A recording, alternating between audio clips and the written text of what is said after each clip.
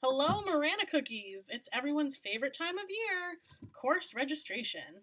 Your super duper high school guidance department is here to show you how to register your advisees. A timeline for advisor registration responsibilities has previously been given out. Please refer to this for specific deadlines. In this video, we will be going over the registration forms and how to input course requests in PowerSchool. This is a sample of a rising sophomore registration form. High school advisors should be working with their advisees on course selection. You will receive a transcript for each advisee along with a transcript analysis form.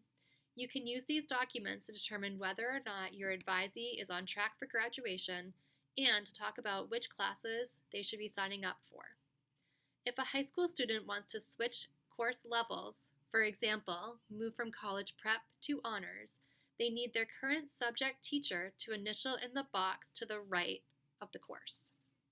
8th grade advisors will be working with their advisees on course registration using the course recommendation spreadsheet. 8th graders must sign up for the classes they are recommended for. All students must select a minimum of 7 classes on this form.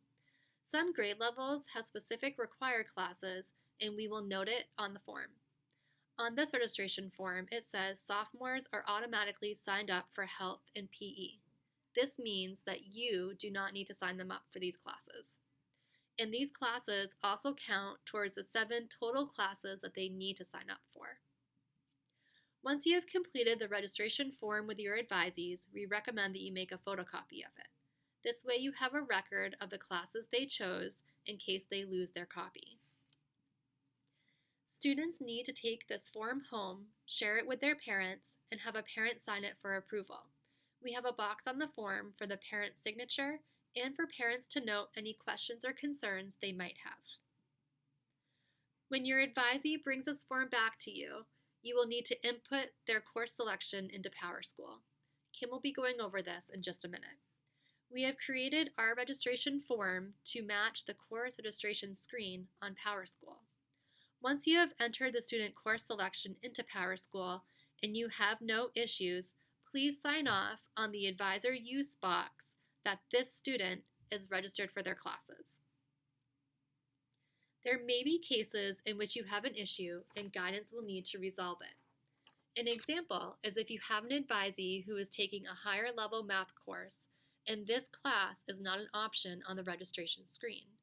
Please note this in the advisor use box and guidance will go in the back way to resolve this issue.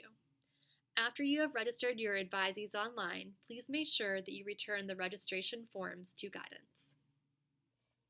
Now we're moving on to inputting requests into PowerSchool. You should have a student's completed registration form in front of you while you do this part. You're going to be getting usernames and passwords for all of your advisees from technology.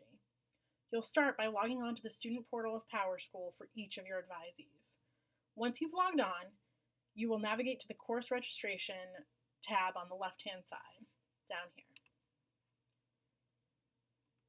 Right now we're looking at a sophomore, and the screens might be a little bit different based on the grade that you're looking at, but they all have the same general setup, and the way you navigate them is the same.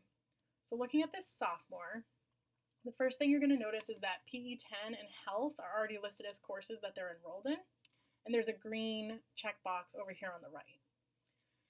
This is because all sophomores are automatically enrolled in Health and PE, so you don't have to do anything for those courses. One thing I want to point out is that both of these classes are semester-long classes, but you're going to see that they both are given a 1 credit designation. That's just the way our system does it. It doesn't have anything to do with whether it's semester or year-long or how many credits you get for the actual class. So for the purpose of registration, we're going to ask that you just ignore the credits that are right there. All right, so we're looking at this student. We have our registration form in front of us, and we're going to start picking classes. So you're going to notice a red exclamation point over here on the right. We're going to click on that, and that's where we input the requests. So we're going to say that the sophomore is a CP level student. English 10 CP is the course. You're going to click on it, press OK. Then you're going to see that the red exclamation point turned to a green checkbox. The course is listed here. It's another chance for you to check and make sure that you picked the right class. And then we move on. So the next class is science. For sophomores, biology is the next class. So So choose Biology CP, click OK, and again you'll see that the class is listed and there's a green checkbox. For math, we're going to say that the student's going into Algebra 2, CP, click OK, and we keep going. World History CP. You're going to also notice that in some of these subjects you're going to see classes that are freshman classes, and that's if a student has not passed. You can select both, and then that way we try to get both of the courses into their schedule so that they can continue to be on track for graduation requirements. So now you're going to see that all of these subjects have green check boxes, but that doesn't mean we're done. That just means we've gotten all of our core classes in.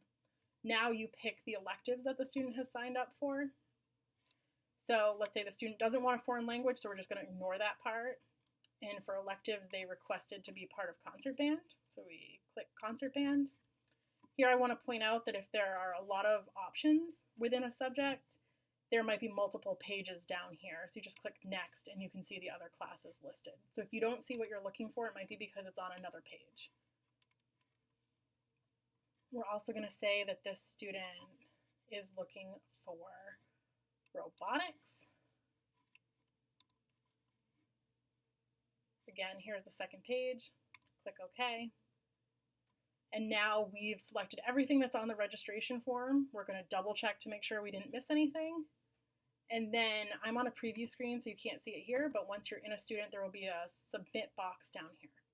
So you click submit, and then all of the requests are uploaded into our system. If you get an error message or your student is in a unique situation where they're so advanced in math that you can't pick a math class for them, then you're just going to mark it on your registration form, and Sarah and I will take care of it after the fact. But for the average student, it's that simple. Thanks for watching. If you have any questions, contact guidance.